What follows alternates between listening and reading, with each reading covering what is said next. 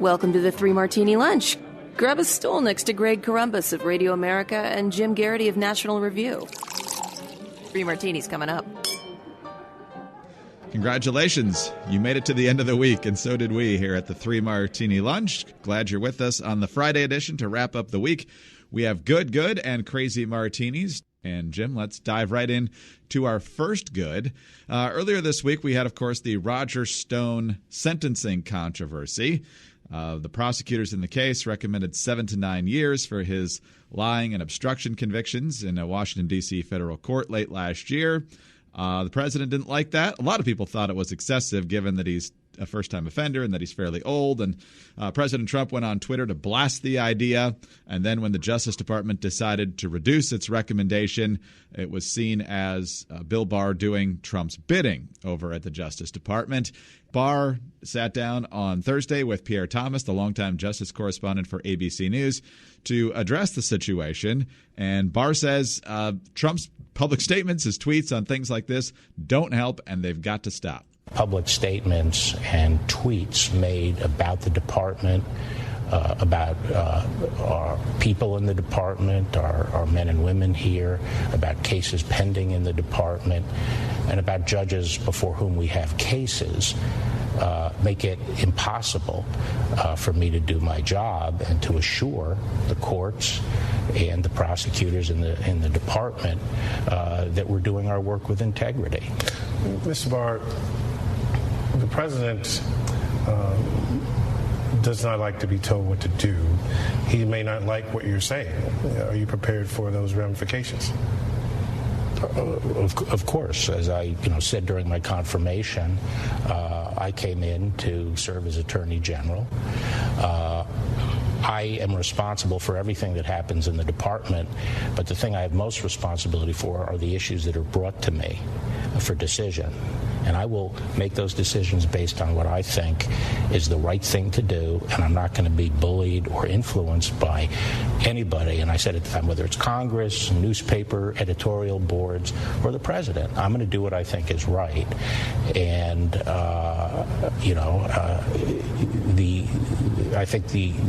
I cannot do my job here at the department with a constant background commentary that undercuts me. Jim, I think this was an important thing for him to say. Obviously, folks who don't like Bill Barr in the media or in the Democratic Party don't believe a word of this. But we do know that the Attorney General, on the one hand, is serving at the behest of the president, and on the other hand is the most independent member of the cabinet as well. So I think this was an important statement for him to make. It was. And for everyone who says, I don't think Barr really means it. Well, he's going out and saying it, and we've already seen the first of what I think will be, several Trump tweets about this. Every Republican official, and certainly everybody in the cabinet, takes a considerable risk every time they dare say anything in public that contradicts what the president does. So I don't think this is an act. I don't think this is contrived. I don't think he doesn't really mean this. I think he's calling it as he sees him, and he's ready to deal with the consequences of it, even if it means, Trump comes out of the Oval Office later today and says, "That's it, Barr's out of here. I want Jared as Attorney General," or something like that. But I want to make another observation here. I want to take you all the way back to the Obama administration. And this isn't just Eric Holder called himself the president's wingman and all that kind of stuff. I was thinking about when something like the IRS scandal came out, or the Department of Veterans Affairs, veterans dying while waiting for care. You'd see the president who would sometimes talk about the federal government and the decisions it was making as if he was some sort of outside observer. I'm as mad as anybody about this. This veterans dying for care, that's terrible. Somebody should do something about that. The rest of us are screaming, "Mr. President, you're the head of the executive branch. The buck stops with you. You should be, you're not, some pundit on TV. You should be reacting to this."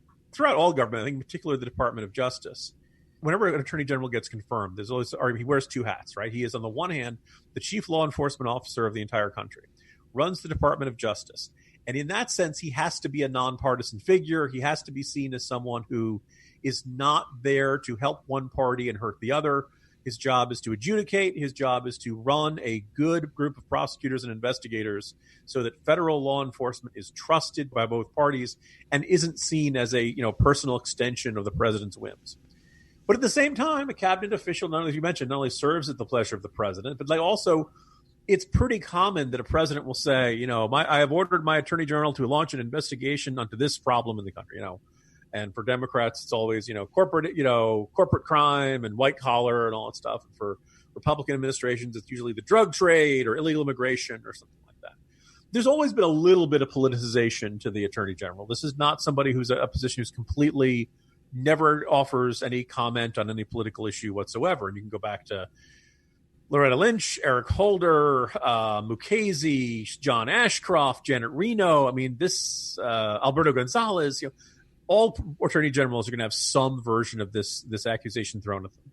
I think Barr is observing that it's tough for the Department of Justice to have any of its reputation intact when the president of the United States, every time they make a decision that he doesn't like, jumps onto Twitter and says, "What's wrong with these people? This is ridiculous." And it's even worse when it's very clear the president is look. If Roger Stone was just some schmo who'd never met the president, President Trump would not be jumping onto Twitter to denounce the Department of Justice prosecutors for having harsh sentences. He doesn't care about harsh sentences. He's usually saying law and order. We got to get tough on people. But as soon as Roger Stone gets convicted of something, well, now it's time for mercy. Now he likes criminal justice reform, and vice versa. Why have they investigated Biden? Why have they? Trump clearly believes the purpose of the Department of Justice is to go after people he doesn't like and to take it easy on people he does like. And when the president is constantly doing that, every decision that the Department of Justice makes is going to be perceived as, do they really mean that decision? Is that them trying to work around Trump? Is that them trying to massage their original viewpoint in order to placate Trump? He does himself enormous amounts of damage here. And of course, he's going to take the exact wrong lesson from this.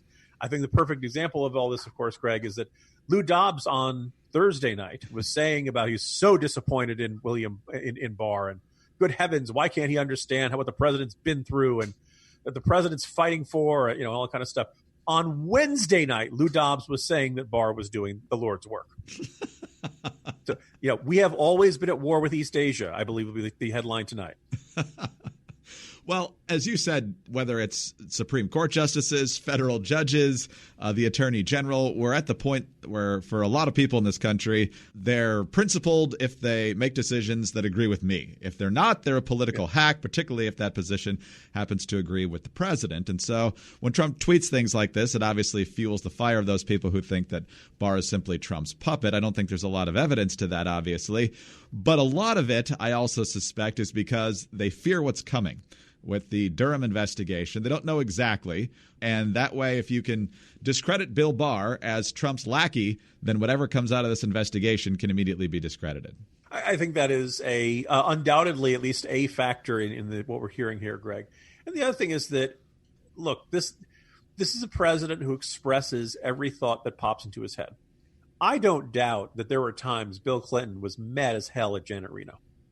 I don't doubt that there were times where Bush wanted to have the surveillance system and Ashcroft said no, the famous scene at the side of the hospital. A president disagreeing with his attorney general is not super unprecedented, but usually this sort of thing is handled behind closed doors because past presidents have wanted to be seen as a little bit separated from this. And the idea of if I directly attack my own attorney general, if I directly attack the prosecutors who are working as U.S. attorneys and in my administration, well, then I'm undermining their judgment for all their cases. And so I shouldn't do this. I should all of my criticism should be very well laid out, very well thought out, tempered, precise.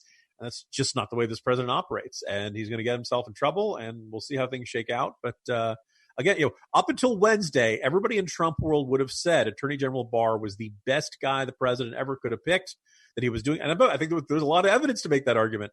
But now all of a sudden, he's dared say the president should tweet less. And now all of a sudden, he's an enemy and, must be treated accordingly.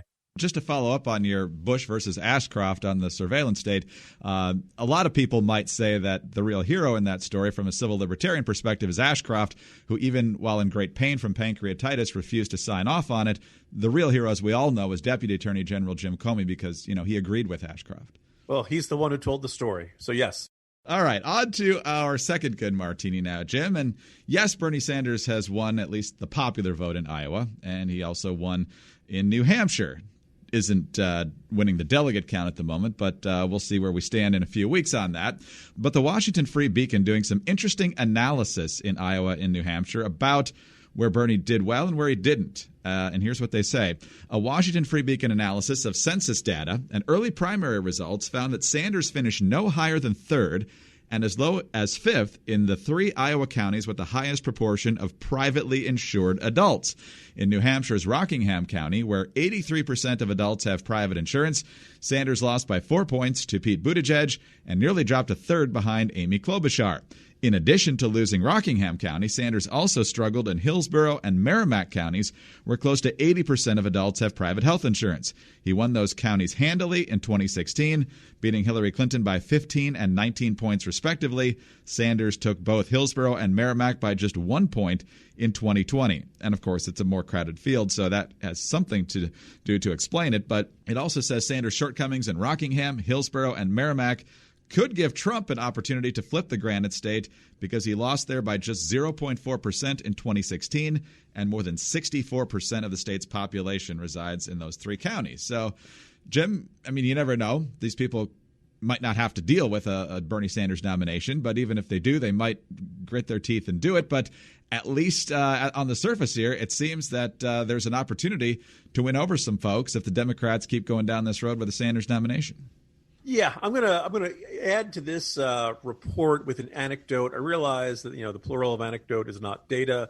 I realize that this is my perception of other people's reactions, my memory of their accounts and their words. So take it with all appropriate grains of salt. But that having been said, I think there's something noticeable and probably worthwhile in this example. Got together with a bunch of friends. I have a bunch of friends who are not directly following politics. Listeners, I regret to inform you, they don't even listen to this podcast every day. Males never. They've met Greg, and they just seem like he's this nice guy that I do a podcast with. They don't listen very much, and I'm not saying my wife is definitely in this crowd, but she's definitely in this crowd. So I have this group of friends, some of them usually vote Democrat, some are more independent, some go back and forth, but they're all not that political. They don't follow the news day in and day out. Or maybe they hit the headlines, listen to news radio on the way in. They certainly are not reading National Review very much, if it ever. And so they're just not, they don't keep up on the details of policy. That's fine. Not everybody in the world needs to. But the topic comes up, and I say, did you know, as I like to annoyingly be the one to inform them of these things, that under the legislation introduced by Bernie Sanders and co-sponsored by most of the other Democrats running for president in the Senate, it is illegal for your employer to provide you insurance, and it is illegal for anybody to set up any type of insurance type setup that competes with Medicare and what the federal government will be doing. These people had no idea. And they're smart people. They're accomplished people. They're even if they weren't my friends, I'd like to think of them as very, they didn't notice that. They kind of just thought Medicare for all meant Medicare for anybody who wants it. But if you like the insurance you've got with their employer, and all these folks are employed, and all these folks seem at least reasonably happy with their insurance that they get through their employers. Sure, they love it. They wish the co-pays were a little lower. They wish the premiums were a little lower. They get it. But they also understand that, heaven forbid, their kid, falls off something and has to go to the emergency room. They can get good coverage pretty darn fast and good treatment. And, they'd much rather have this, and they're not really interested in rolling the dice on a new government system. So when I laid this out to them, first of all, they looked at me like I had two heads. And listeners, I realize this podcast is audio only, but I don't have two heads. And then some of them thought, well, you're the crazy right-winger at National Review. That can't possibly be true. So broke out the phone. Brought up the legislation. No, my friends, it really is. Medicare for all takes away your private insurance, even if you like it. And you're going to have to go through the government. And maybe the government care will be good. Maybe it won't. My friends have heard the stories. They know in Canada, if you have nothing wrong with you, I'm sure it's great. If you have something that's very common to you, that's wrong with you, it's probably not that bad, although maybe the wait's longer than you want. If you have something that's rare that's wrong with you, you are SOL. And if you don't know it, look up that acronym. You are in deep doo-doo if you are in one of these state-run plans and you have a really unique or unusual health problem. So they all represent these giant gambles. So this particular case, again, we don't know if Bernie Sanders is going to be the nominee. It certainly is looking pretty good for him these days. Again, I think a enormous number of Americans don't realize for all in Medicare for all means them too, and also means that no, they can't keep their plan. They may not be able to keep their doctor. Everything will be taken over by the government, and you better, it's a roll of the dice. The same people who brought you healthcare.gov will suddenly be in charge of whether or not you get the healthcare you need. If Republicans can't win on an election on that message, I don't think that, you just don't deserve to win. Interesting to see how long these other candidates stay in the race, because Bernie's percentages, of course, compared to 4 years ago, are not what they used to be. And it's not as nice and neat as a lot of folks seem to think. There was a poll a couple of weeks ago that if Biden were to get out, the candidate that would get the most of his votes would be Bernie, even though they disagree strongly on this issue, and I'm sure a number of others. So just because you clear the lane doesn't necessarily mean that the other people in that lane pick up all your votes. But Jim, first of all, what you said at the very beginning was true. Your friends are wonderful people. Your wife is wonderful in every way. But the fact that they don't listen to the podcast, I only have this message for them. How dare you? I mean, this is... This is 101 when living in this area. Is you got to listen to Three Martini. They don't know what they're missing, Greg. I'm sorry. So next time at the Christmas party, we'll do a live taping. All right, let's move on to our Crazy Martini now, and we're done bashing on Bernie here. So let's move over to Bloomberg. Of course, he's surging now, even though he's not actually appeared on a debate stage. But when you spend a couple $100 million on ads, everywhere people look, they eventually start to pay attention, and they're well-produced ads. We'll see what the polls look like in a few days after this whole stop and frisk thing gets past him, if it gets past him. But now we have Michael Bloomberg in the Crazy Martini for another reason this week. The New York Times. The Bloomberg campaign is working with Meme 2020, a new company formed by some of the people behind extremely influential accounts.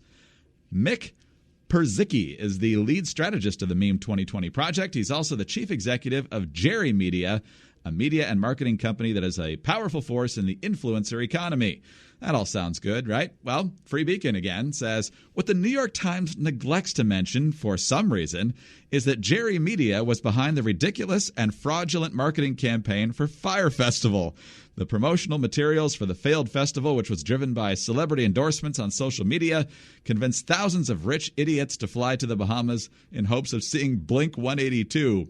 What they found instead was utter chaos. The founder of the festival eventually got thrown into prison for fraud because rich idiots have lawyers. And ultimately, Jerry Media produced a documentary about the failed festival. They got nominated for 4 Emmys. So far, they've come out of that okay. But as long as we're talking about a fantasy project, might as well hire those people, right, Jim? I'm just waiting for Ricardo Montalban to come out. Let me give you the Fyre Festival island of your fantasies. To give perspective of just how far-reaching and invasive Mike Bloomberg's just relentless tsunami of advertising, radio, television, internet. Greg, right before we logged on, I saw this fascinating survey. It said 23% of American adult parents. Now, this isn't registered voters. This isn't likely voters. But just 23% of American parents said, particularly if they had newborns, that their child's first words were, "I'm Mike Bloomberg and I approve this message." That's how far. So on the one hand, you could probably we can look at this and we can laugh and we can kind of say, oh my goodness, yeah, he's spending more money than anybody's ever. I share that anecdote because both of my sons have been walking around the house saying, "I'm Mike Bloomberg and I approve this message." Jokingly. They have not been brainwashed. I haven't put them up to this, despite what my wife may think. And I think this is good. They're seeing so many ads that it seems like the most ridiculous thing they've ever seen too. I don't know. Here's the thing. If you are targeting 10-year-olds and 12-year-olds that for to vote who aren't registered to vote at all and are years away from doing it, then probably a chunk of your messaging is reaching the wrong demographics. It's possible that of these, hundreds of millions of dollars that Mike Bloomberg is spending, that a good chunk of it's going to be wasted, that a good chunk of it is going to reach, it's like running commercials at 3 a.m. on, channel 47, that a bunch of these things aren't going to do it. But the nice thing is when you're a man whose estimated wealth is $50 to $60 billion, you can afford to waste money that way. You can afford to experiment that way. It was a really fascinating stream that pointed out that when Bloomberg was mayor and he clearly drifted further and further to the left, you didn't hear that much criticism from other Republicans in New York State. And why? Well, it turns out at one point Bloomberg wrote a check for $1 million to the New York State Republican Party. Oh. That now here's the thing. We all know we made fun of him for the soda ban and his statements on gun control and all these other things. But he bought a lot of friends, or at the very least, he'd bought a lot of people who were not going to go and really lift a finger to argue against him. A lot of these charities, Every Town for Gun Safety, every gun control group is effectively a subsidiary of Bloomberg. And so you look around, so many charities have had one donation from him to another.